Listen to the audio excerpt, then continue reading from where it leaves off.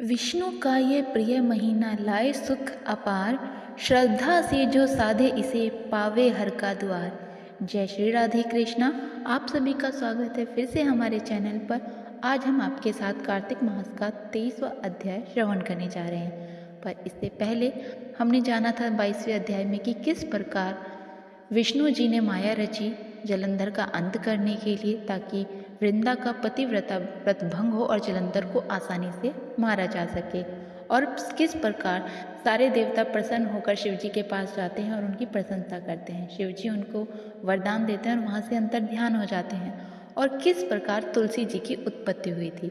चलिए हम आगे का अध्याय शुरू करते हैं। पर उससे पहले अगर आपको हमारे ये अध्याय पसंद आ रहे हैं तो वीडियो को लाइक कीजिएगा और कमेंट में एक जयकारा जरूर लगाइएगा। क्या आपने कभी सोचा है कि हमारी प्राचीन परंपराओं में हर वृक्ष, हर पौधे का अपना एक विशेष स्थान क्यों है? आखिर क्यों कार्तिक मास में आंवले के वृक्ष की पूजा को इतना महत्वपूर्ण माना गया है? क्या ये सिर्फ एक धार्मिक रस्म है या इसके पीछे छुपा है कोई गहरा आध्यात्मिक रहस्य? जय श्री राधे कृष्णा। आज के इस वीडियो में हम आपको लेकर चलेंगे कार्तिक मास महात्म्य के अध्याय 23 की ओर, जहां आंवला पूजन के अद्भुत रहस्य, इसके महात्म्य और लाभों की चर्चा करेंगे। यह अध्याय हमें सिखाता है कि कैसे आंवले के वृक्ष के माध्यम से देवी लक्ष्मी और भगवान विष्णु का आशीर्वाद प्राप्त किया जा सकता है। क्यों कार्तिक मास में आंवला पूजन को सौभाग्य, समृद्धि और पवित्रता का प्रतीक माना गया है? तो चलिए 23वां अध्याय शुरू करते हैं। 23वां अध्याय वर्णन आंवला तुलसी जान, पढ़ने सुनने से कमल हो जाता कल्याण। जय श्री राधे कृष्णा। नारद जी बोले, हे राजन, यही कारण है कि कार्तिक मास के व्रत उद्यापन में तुलसी की जड़ में भगवान विष्णु की पूजा की जाती है। तुलसी भगवान विष्णु को अधिक प्रीति प्रदान करने वाली मानी गई है। राजन, जिसके घर में तुलसी वन है वह घर तीर्थ स्वरूप है, वहाँ यमराज के दूत नहीं आते। तुलसी का पौधा सदैव सभी पापों का नाश करने वाला तथा अभिष्ट कामनाओं को देने वाला है। जो श्रेष्ठ मनुष्य तुलसी का पौधा लगाते हैं वे यमराज को नहीं देखते।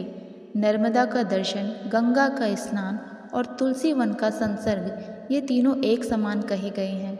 जो तुलसी की मंजरी से संयुक्त होकर प्राण त्याग करता है वह सैकड़ों पापों से युक्त ही क्यों ना हो तो भी यमराज उसकी ओर नहीं देख सकते। तुलसी को छूने से कामिक, वाचिक, मानसिक आदि सभी पाप नष्ट हो जाते हैं। जो मनुष्य तुलसी दल से भगवान का पूजन करते हैं वे पुनः गर्भ में नहीं आते, अर्थात जन्म मरण के चक्कर से छूट जाते हैं। तुलसी दल में पुष्कर आदि समस्त तीर्थ, गंगा आदि नदियाँ और विष्णु प्रभृति सभी देवता निवास करते हैं। हे राजन, जो मनुष्य तुलसी के काष्ठ का चंदन लगाते हैं उन्हें सहज ही मुक्ति प्राप्त हो जाती है और उनके द्वारा किए गए पाप उनके शरीर को छू भी नहीं पाते। जहाँ तुलसी के पौधे की छाया होती है वहीं पितरों की तृप्ति के लिए श्राद्ध करना चाहिए। जिसके मुख में, कान में और मस्तक पर तुलसी का पत्ता दिखाई देता है उसके ऊपर यमराज भी दृष्टि नहीं डाल सकते, फिर दूतों की तो बात ही क्या है। जो प्रतिदिन आदर पूर्वक तुलसी की महिमा सुनता है वह सब पापों से मुक्त हो ब्रह्मलोक को जाता है। इसी प्रकार आंवले का महान वृक्ष सभी पापों का नाश करने वाला है। आंवले का वृक्ष भगवान विष्णु को प्रिय है।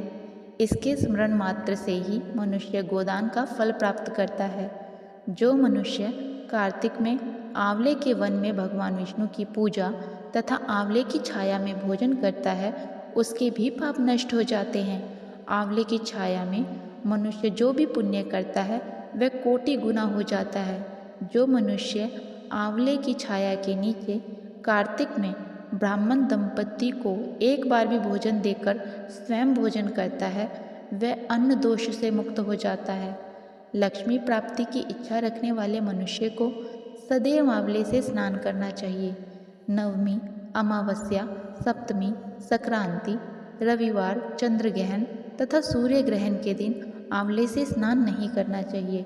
जो मनुष्य आंवले की छाया में बैठकर पिंडदान करता है उसके पितृ भगवान विष्णु के प्रसाद से मोक्ष को प्राप्त होते हैं।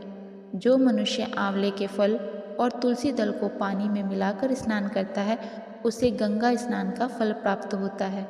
जो मनुष्य आंवले के पत्तों और फलों से देवताओं का पूजन करता है उसे स्वर्ण मणि और मोतियों द्वारा पूजन का फल प्राप्त होता है। कार्तिक मास में जब सूर्य तुला राशि में होता है तब सभी तीर्थ, ऋषि, देवता और सभी यज्ञ आंवले के वृक्ष में वास करते हैं। जो मनुष्य द्वादशी तिथि को तुलसी दल और कार्तिक में आंवले की छाया में बैठकर भोजन करता है उसके 1 वर्ष तक अन्न संसर्ग से उत्पन्न हुए पापों का नाश हो जाता है। जो मनुष्य कार्तिक में आंवले की जड़ में विष्णु जी का पूजन करता है उसे श्री विष्णु क्षेत्रों के पूजन का फल प्राप्त होता है। आंवले और तुलसी की महत्ता का वर्णन करने में श्री ब्रह्मा जी भी समर्थ नहीं हैं। इसलिए धात्री और तुलसी जी की जन्म कथा सुनने से मनुष्य अपने वंश सहित भक्ति को पाता है। बोलिए जय श्री राधे। तो यह था कार्तिक मास महात्म्य का अध्याय 23 का पावन रहस्य, जिसमें आंवला वृक्ष पूजन के महत्व को समझाया गया है। इस अध्याय ने हमें यह सिखाया कि आंवले के वृक्ष का पूजन न केवल एक धार्मिक कर्म है बल्कि यह देवी लक्ष्मी और भगवान विष्णु का आशीर्वाद पाने का एक सुंदर माध्यम भी है। याद रखें, कार्तिक मास में आंवला पूजन से हमारे जीवन में सुख, समृद्धि और शांति का वास होता है। यह हमारी परंपराओं और संस्कारों की गहराई को दर्शाता है और हमें प्रकृति के प्रति आभार व्यक्त करने का अवसर भी देता है। इसीलिए इस कार्तिक मास में आंवला पूजन और तुलसी पूजन जरूर करें और इस दिव्य पूजन के लाभ का अनुभव स्वयं करें। यह छोटा सा प्रयास आपके जीवन में सकारात्मक ऊर्जा और आश्चर्यजनक बदलाव ला सकता है। अगर आपको ये वीडियो पसंद आई हो तो इसे अपने परिवार के साथ ज़रूर शेयर करें ताकि वह भी इस पावन अध्याय का महत्व जान सकें। हमारे चैनल को सब्सक्राइब करना ना भूलें और कमेंट में बताएं कि आपको आंवला पूजन से जुड़ी कौन सी बात सबसे ज़्यादा प्रेरणादायक लगी। मिलते हैं अगले अध्याय में, तब तक के लिए जय श्री हरि और माता लक्ष्मी का आशीर्वाद आपके साथ हो। विष्णु नारायण जी की आरती। ओम जय जगदीश हरे स्वामी, जय जगदीश हरे। भक्त जनों के संकट, दास जनों के संकट क्षण में दूर करे। ओम जय जगदीश हरे। जो ध्यावे फल पावे, दुख बिन से मन का स्वामी, दुख बिन से मन का। सुख संपत्ति घर आवे, कष्ट मिटे तन का। ओम जय जगदीश हरे। मात पिता तुम मेरे, शरण गहूँ किसकी स्वामी, शरण गहूँ किसकी। तुम बिन और न दूजा, तुम बिन और न दूजा। आस करूँ मैं जिसकी। ओम जय जगदीश हरे। तुम पूर्ण परमात्मा, तुम अंतर्यामी स्वामी, तुम अंतर्यामी। पार ब्रह्म परमेश्वर, तुम सबके स्वामी। ओम जय जगदीश हरे। तुम करुणा के सागर, तुम पालन करता स्वामी, तुम पालन करता। मैं मूर्ख फल कामी, मैं सेवक तुम स्वामी, कृपा करो भरता। ओम जय जगदीश हरे। तुम हो एक अगोचर, सबके प्राणपति स्वामी, सबके प्राणपति। किस विधि मिलूं दया मैं, किस विधि मिलूं दया मैं, तुमको मैं कुमति। ओम जय जगदीश हरे। दीन बंधु दुख हरता, ठाकुर तुम मेरे स्वामी, रक्षक तुम मेरे। अपने हाथ उठाओ, अपनी शरण लगाओ, द्वार पड़ा तेरे। ओम जय जगदीश हरे। विषय विकार मिटाओ, पाप हरो देवा स्वामी, कष्ट हरो देवा। श्रद्धा भक्ति बढ़ाओ, श्रद्धा भक्ति बढ़ाओ, संतन की सेवा। ओम जय जगदीश हरे। जय जगदीश हरे स्वामी, जय जगदीश हरे। भक्त जनों के संकट, दास जनों के संकट क्षण में दूर करे।